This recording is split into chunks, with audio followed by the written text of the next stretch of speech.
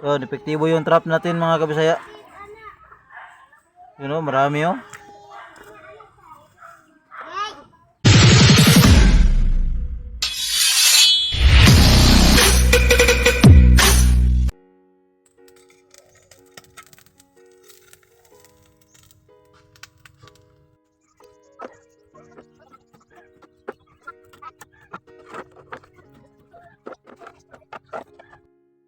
So, magandang araw sa inyong lahat mga kabisaya. At sa video ito, sa vlog na ito, ay gumawa ako ng trap ng uwang.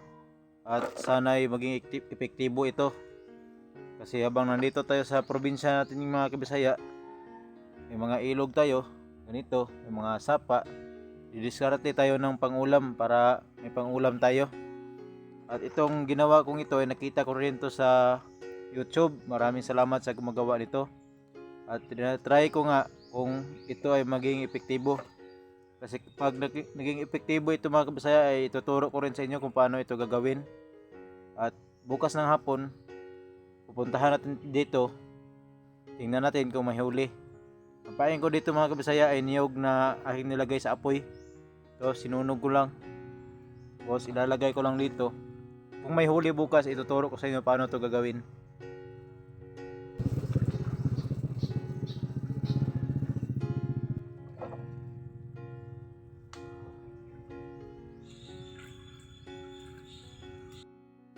So yun mga kabisaya, nailagay ko na ating uwang trap. Sana ay magkadali. May laman yan bukas pag punta natin dito. Gandang hapon mga kabisaya.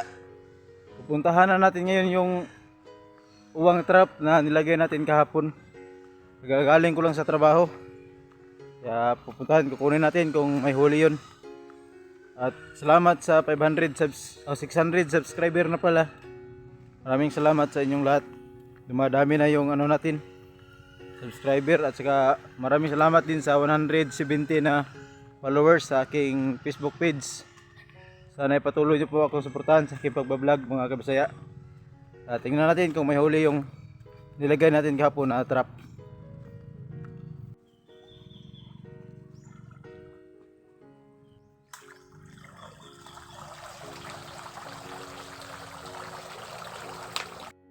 Mga kabisaya, may huli oh. Yun oh. Yun, tumatalon-talon.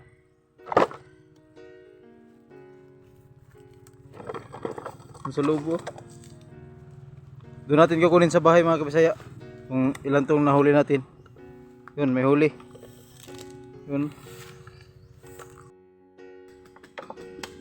So, ito mga kabisaya, tingnan natin kung maraming huli. Lalagyan natin dito. Epektibo itong ginawa natin. Yun. Yun, talon-talon pa. Tawa kabisaya. Yun. Maliliit pa lang. Gawin na natin itong paing. Namimingi tayo sa dagat.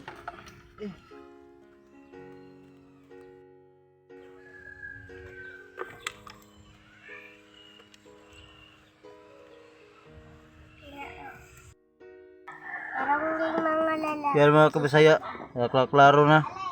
Kitang kita. Pero medyo marami ba, pero maliliit lang yung nakuha natin. Kunti lang yung malaki. So, epektibo yung trap natin mga kabisaya. You know, marami oh.